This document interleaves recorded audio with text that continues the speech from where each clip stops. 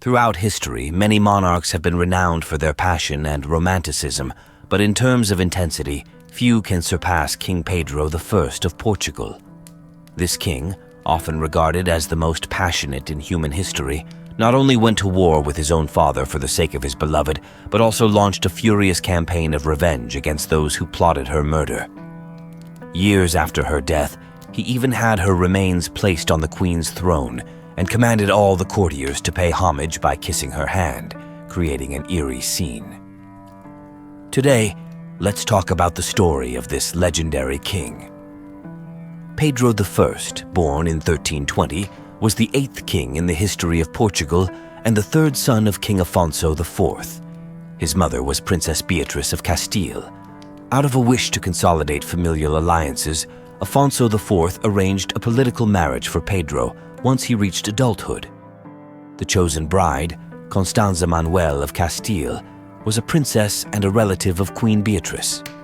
Although Constanza was exceptionally beautiful and gentle in nature, for some reason, Pedro was unwilling to go through with the marriage and firmly rejected the arrangement. Afonso IV was furious and threatened to strip him of his right to the throne, ordering him to comply with his wishes. After careful consideration, Pedro had no choice but to relent and agreed to marry Constanza. However, despite submitting to his father's will by marrying Constanza, Pedro remained deeply unwilling in his heart and was constantly looking for ways to vent his dissatisfaction. On the wedding day, Pedro deliberately dressed in casual attire to greet his bride, and throughout the entire ceremony, he maintained a cold, expressionless face, without the slightest hint of a smile. The scene was extremely awkward. The beautiful bride, Constanza, felt insulted and was visibly unhappy. All of this were perhaps signs that their marriage was doomed to be unhappy. After the ceremony, the groom was expected to follow the custom of receiving salutations from the bride's entourage. The large number of noble ladies and maidens accompanying Princess Constanza, along with the complex formalities, made Pedro feel extremely irritated. However, when Lady Inês de Castro stepped forward to gracefully salute him, her pure and gentle face, along with her charming smile, struck the crown prince's heart as if by lightning. Pedro's intuition told him that the lover he had truly longed for had finally appeared. Pedro I fell in love with his wife's bridesmaid and became obsessively following her every step, using every opportunity to meet with Inês. Having fallen for Inês at first sight, Pedro began his fervent pursuit of her, and Inês, captivated by the crown prince's romantic and graceful demeanor, naturally accepted his love. Thus, for many years, Pedro frequently met with Inês in secret, swearing to love her for the rest of his life. However, Portugal had already adopted monogamy at that time, and even a king could only marry one wife. Understanding Pedro's predicament, the considerate Inês never demanded an official status, and even encouraged Pedro to stay close to his princess, so as not to add to his worries. Inês's extraordinary beauty enchanted Pedro, and her gentle, virtuous, and understanding nature deeply moved the crown prince. Since the Catholic Church strictly forbade polygamy and extramarital affairs, Pedro had no choice but to secretly place Inês in the former capital of Coimbra, where he would visit her in secret whenever the opportunity arose. During the years Inês lived in Coimbra, she gave birth to 4 children for the crown prince. Although these children would never be acknowledged by the royal family, Pedro cherished them as treasures. At this time, both Pedro and Inês undoubtedly believed they were the happiest people on earth. However, the affair between Pedro and Inês eventually came to light. At the time, under pressure from his father, Pedro was able to get his wife pregnant. But Constanza, who had long lived in such a strained and oppressive marriage, lived like a widow. She endured immense emotional and physical distress, and shortly after giving birth to their second child, she passed away.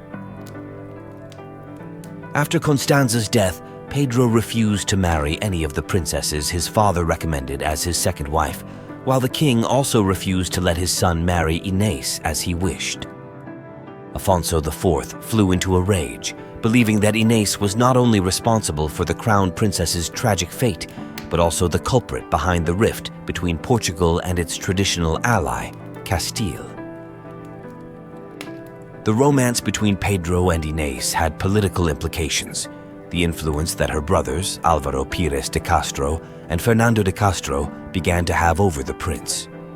When Luis of Portugal, Pedro's first male child, was born, Constanza invited Inês to be the godmother. According to the Catholic Church's principles at the time, the relationship between the godparents and the child's parents was considered one of moral kinship, and their love would be seen as almost incestuous. In 1355, Pedro I was ordered to repel a Moorish invasion. Shockingly, taking advantage of Pedro's absence from Coimbra, Afonso IV sent 3 men to the monastery of Santa Clara Velha in Coimbra to find Inês and execute her. Upon hearing the news that his beloved Inês had been killed, Pedro felt as if his entire world had collapsed. After shedding all his tears, his mind clouded by anger, he led his loyal followers in rebellion, vowing to hunt down all those responsible. He directly led his troops against his father, sparking a 2-year conflict.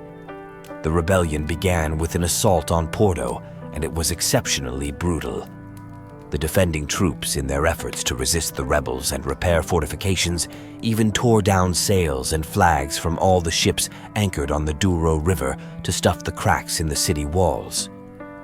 However, just as Porto was on the verge of falling, Pedro, upon seeing the horrific scene of corpses strewn across the battlefield, suddenly had a pang of conscience. He regretted letting his momentary anger lead to countless innocent civilians and soldiers being killed or wounded, and the country suffering great devastation. As a result, in 1357, Pedro voluntarily declared an end to the civil war and announced that he would no longer seek revenge for Inês. Shortly after the ceasefire, Afonso IV, weakened by old age, passed away, and Pedro inherited the throne without opposition, taking the title of Pedro I.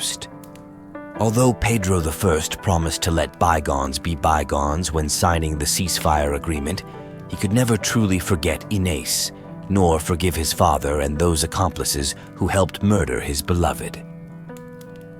Once he ascended to the throne, Pedro I launched a ruthless campaign of revenge against those involved in Inês's murder, with 2 nobles reportedly having their hearts torn out, creating a scene of extreme horror and bloodshed. Yet, no matter how cruel his actions, they could never bring his lover back to life, leaving him deeply sorrowful. After this devastation, Pedro I earned a reputation as a tyrant, striking fear into his people. After the bloody revenge, Pedro I made an even more outrageous move. He exhumed Inês's remains and placed them on the throne, officially crowning her as queen. He also demanded that all his vassals kiss the hand of the deceased queen. Staring at the dried-up skeleton that emitted an eerie, chilling glow, the courtiers turned pale with fear and shrank back, too terrified to approach. However, faced with the king's murderous gaze, the vassals had no choice but to suppress their terror and perform the hand-kissing ceremony for Inês's remains. It is said that after the coronation ceremony, Pedro I wept bitterly, and then, with the utmost grandeur, reburied Inês's remains in the Alcobaça monastery. From that moment until his death, Pedro I never took another wife or crowned a new queen. This shows the depth of Pedro I's love for Inês, a love so profound that it defies description. Although Pedro I was exceptionally brutal in his treatment of those involved in Inês's murder during his 10-year reign over Portugal, he made tireless efforts to improve the country's legal system, ensuring that the interests of the people were protected to the greatest extent possible. Due to Pedro I's fair and impartial judgment, he earned the title the Just, making him a truly wise ruler of his time. In January 1367, Pedro I passed away at the age of 47, having fallen ill from his grief over the loss of his beloved.